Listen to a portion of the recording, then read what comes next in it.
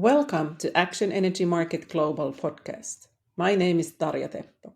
I'm the founder of Action Energy Finance. In this video podcast, we interview people that work with clean transition. We highlight solutions and stories behind them and explore project financing options utilized. All right, and today we got to the studio Iiro Kankaansyrjä from Kapasity. And am I pronouncing that right or wrong? Kapasity. I mean, what's your take on the capacity? Well, the pronunciation is bilingual because, it's a wordplay with the word capacity. So whenever it's in English, I say capacity, but as it's spelled with K and S in the Finnish version, in Finnish we say kapasity. Yeah. No, that's what I was wondering. Yeah. But okay, yeah, super. Both are correct. Okay. Iiro is the CEO of Kapasity and also founder entrepreneur at the firm. And why don't we start with your personal story? How did you end up where you are today? Well, it's a very long story, but to keep your long story short, I found my entrepreneurial spirit when I was selling actually detergents from door to door, which is quite a story itself. I started that when I was 15, so during the secondary school in Finland. I incorporated that to be an actual LLC during upper secondary school. So I've been an entrepreneur for quite a while, and that sort of lit the spark to be an entrepreneur inside me. And of course, I was following my father on the side, have been doing that for quite a while, who was running the family business at the time. He founded Kapasity in 1984. Over 12 years ago, we developed a plan how I could take over the business or immerse myself into the business to see how it's like, if I like it, and whether or not to actually take it as a serious plan for my life to run it. And I'm on that path. That's cool. What brought me to waste management and recycling. All right, so this is a true family business. Yes. So that actually sort of creates a nice bridge to what is it exactly what Kapasity does? I know it's around waste management, but you have your own waste management solutions, own hardware. Am I right? That's correct. So Kapasity Group owns a whole bunch of different corporations, but basically the heart of all operations is Kapasity LLC, which is a Finnish family business, and that all the staff and personnel is in that business. And that's the business which owns all our facilities. I'm actually in our production and headquarters right now. There are compactors and other waste handling equipment made on the other side of that wall. So that's where our production is. And we produce most of the stuff and hardware that we sell or rent. So Kapasity sells and rents machines. We import machines. We do maintenance on the machines nationwide. We have some business in Sweden as well. It's relatively small yet. Really looking into growing the exports side of our business. And the special thing about our business is the concept. All the machines that we import or manufacture ourselves, all the machines need to be able to be factory overhauled later on. So say after 10, 15 years of usage, all the machines that we produce need to be factory overhauled. This is something that I talked about in the Epicenter event. It was a story and actually a quite hard time for our business, which sort of pushed us, made us develop the business as it is today, this direction. So, which was a rental business, and during the 90s recession, which was especially hard for Finland, we had to come up with a way of getting the secondhand machines, which were returned to us from the customers which were bankrupt. So a third of our rental customers were bankrupt in the recession of 90s, and we had to get the machines going over to new customers in order to create a revenue stream for us, in order to keep the business alive and breathing. And the only way to do that at the time was to give a new machine's warranty to the secondhand machine. And Yeah. How is it? that was I the way mean, out of it. that's actually really intriguing. That, if you think of even in recession, waste is being produced. So you said Mhm. that 1/3 of the customers of that time, they basically kick the bucket. So is it a certain sort of phase of the waste management process where your machinery comes in, or was it just that the overall economic activity, industry output went down by so much that 1/3 of the waste management companies, one would think that waste management is really sort of a recession proof business, but what actually I, happens there when sort of it is, but it's a combination of both. If you think about 90s and the profile, which kind of companies were renting waste handling machinery, most likely the businesses were small businesses who were not able to afford to actually buy a compactor or a baler or shredder or whatever piece of equipment it was. So our rental customer profile was very different from what it is today. So today, 60-70% of all the machines that we produce and import are effectively rented out to customers. mm, And the profile of our customers is very different than what it was 30 years ago. Because right, 30 right. years ago, the customers who bought the machines were, solid businesses who had been doing business for quite a while. They had a Mm, proper, solid balance sheet, and their business didn't suffer so much about the recession. But of course, mm, it was a really hard recession. But during the 90s, waste management as a business, it didn't collapse. It was certainly tighter.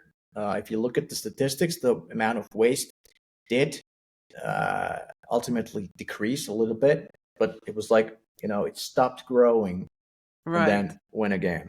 And right. that's super hard times for economy when the amount of waste is not increasing. Right, then you know that you're in a really deep doo-doo. So Yeah, exactly. if Which is no kind of waste is sad. produced. Yeah, yeah, yeah. Because now we're in a situation where we have to decrease the amount of waste and increase how much is recycled, Exactly. regardless of what's happening in the economy. There's Yeah, no alternative. yeah, yeah.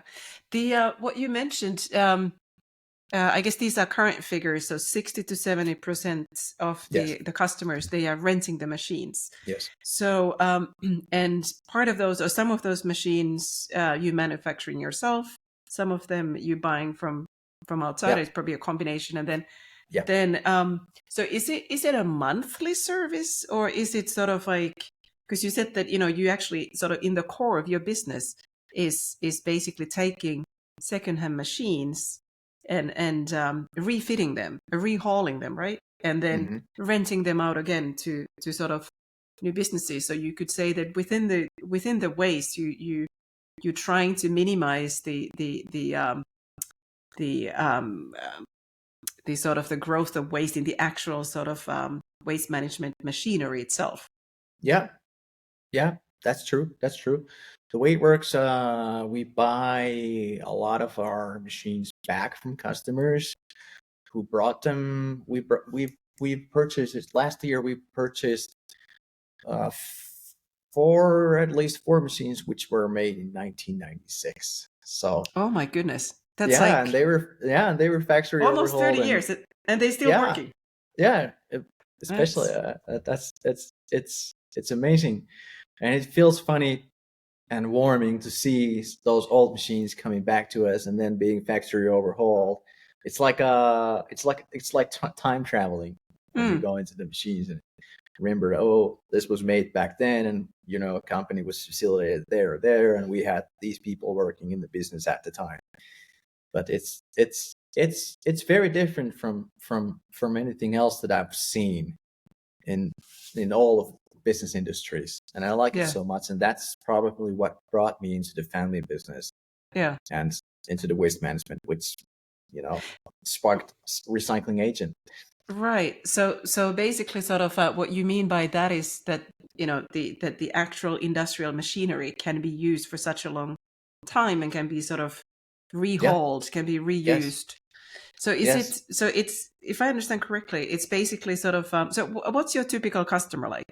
How does the customer look like? I'd say it's business which is in wholesale, logistics, or manufacturing some product.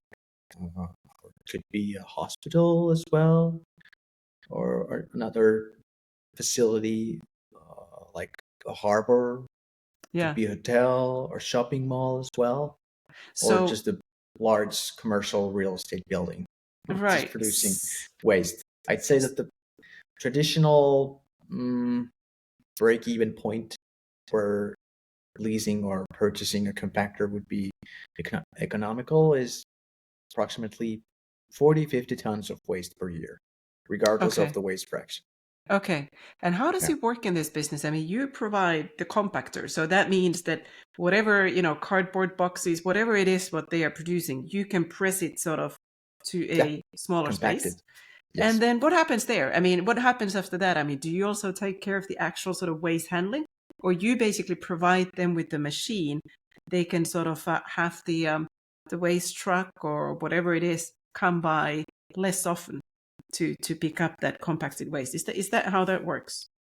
Yeah, that's what happens. We haven't traditionally been involved in the waste management's operating side of things, but that's what the startup does, the recycling agent. So that's involved there because we've over the years, as we've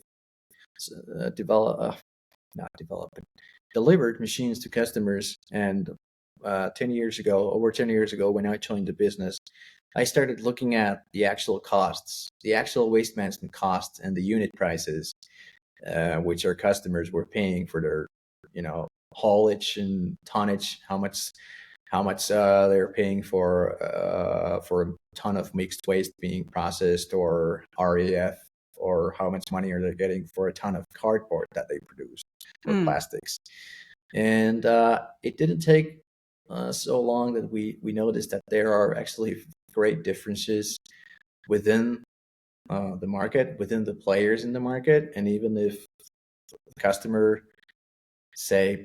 A gets 30 euros per ton of cardboard, the next customer next door, even though they are using the same waste management company, is getting a better price or a lot lower price without any logical explanation. But that's how markets work, as you know.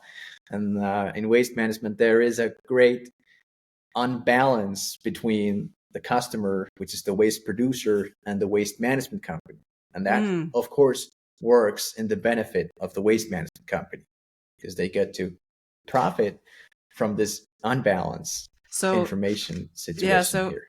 So if I'm getting it right, so Kapasity is making the machines, but then you have, what's the name of the company? Recycling Agent? Recycling Agent. Yeah. So the recycling agent, is that sort of the agent on behalf of the waste producer, so to say?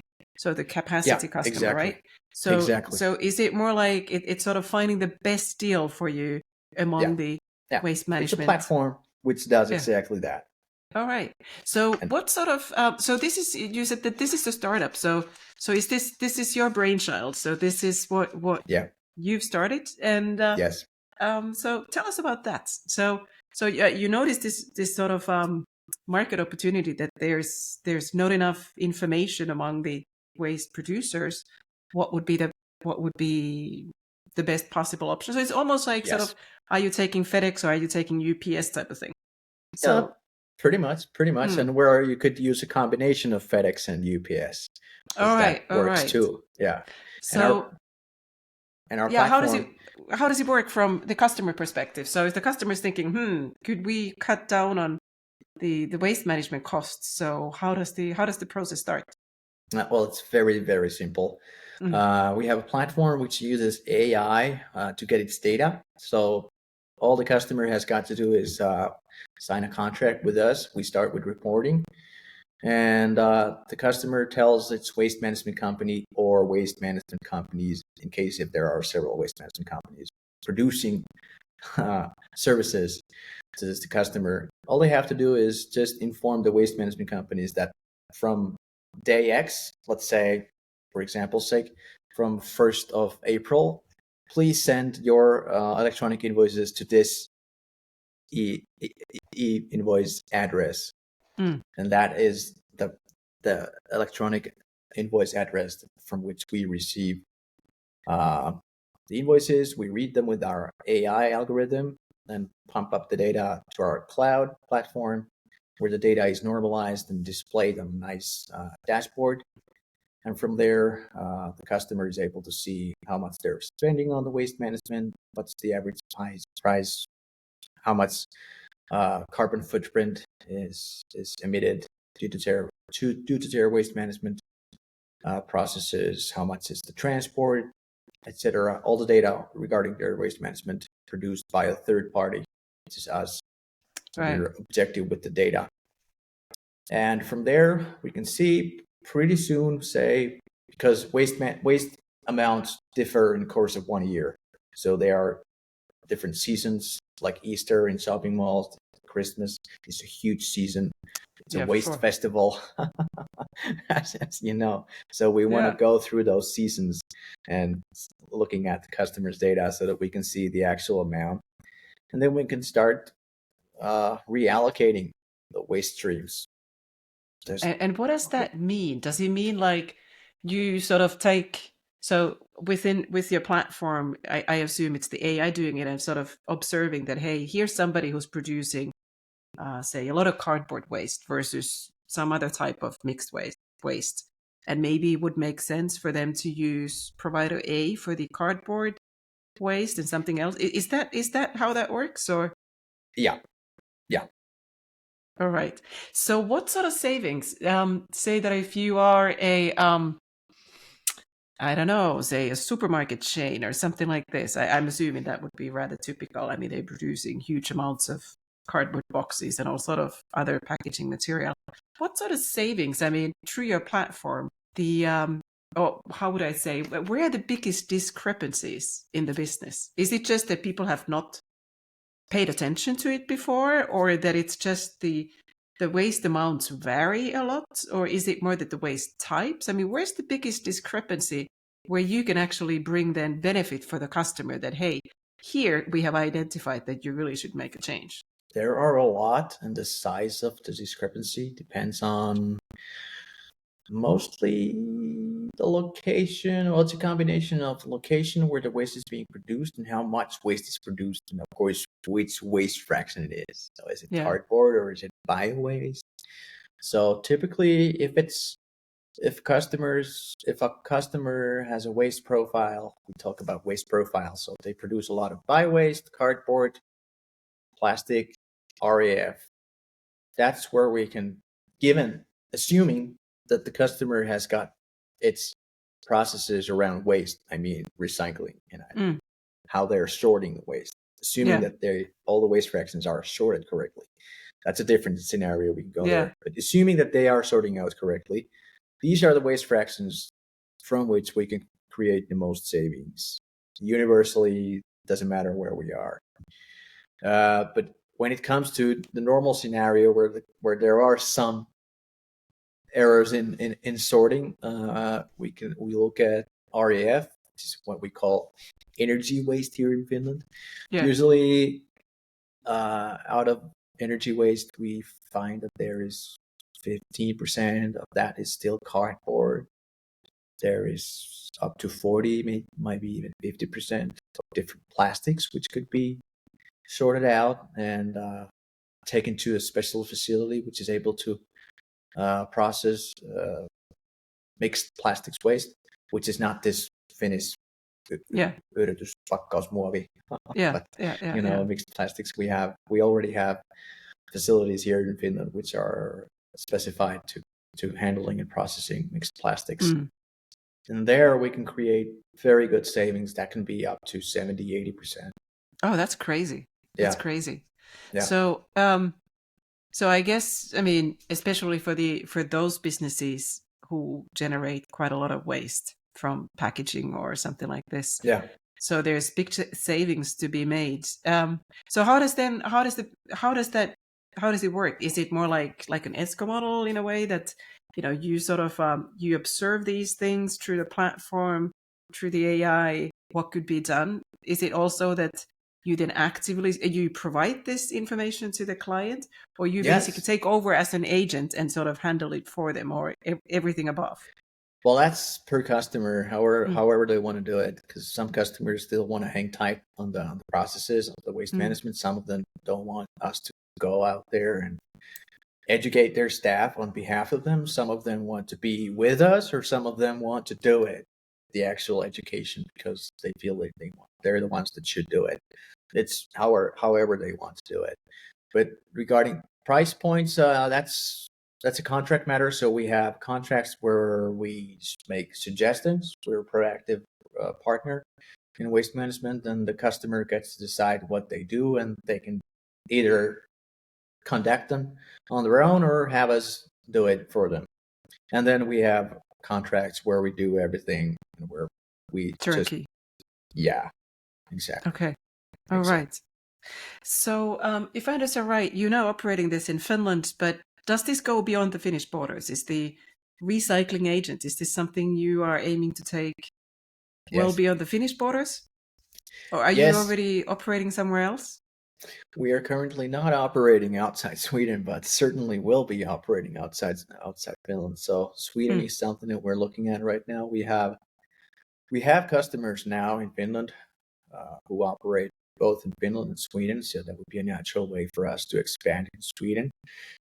I know the market quite well. There are a lot of uncharted areas for me in Sweden and in Europe, but because it is a family business, the machinery side has been a family business. So I've been, abroad in Europe since I was pretty young, and I know the players over there on the machinery side, and they sell machines to the waste management companies. So I know the stories and rumors and who's doing what and who hasn't been doing something, and the whole waste management mafia, right? Yeah, sort of. We're lucky that it's not a mob, at least in Europe. But and another thing, this funny waste fact, which still surprises people, that actually Europe is the biggest waste management market in the world. It's a lot bigger than the US because really? How can that be?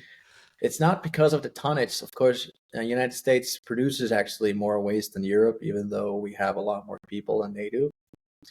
But it's because of our regulation around waste and how we have to recycle here. So effectively, you mean as are the able value to. of the market, it is bigger. That's what you Yes. mean. Yeah. Yes. Okay. Exactly. All right. Exactly. All right. So we are able to create a lot more value out of waste than the Americans traditionally have. But I reckon because they have such so much more dynamic market in general than Europe has got, they might overtake us in the next 10 to 15 years. We'll see about that. But speaking of American waste management market, they're huge. I mean, absolutely humongous con is that there is absolutely no standard for transporting waste over there. So we talk about this roll on, roll off chassis. In Finland, we have the Russian standard, which is also in Estonia and in the Baltics. But in the United States, there is no set standard. So it is per company. Really? Yeah. Oh, that's wild. That's wild. Yeah, that's wild. Doesn't make it very efficient in that. Yeah, in that case. it's hard to compete if you don't if you're not able to use the most common standard, which is waste management, the company called Waste Management Standard. But this is getting off point, but that's a funny niche about the American market. I understand.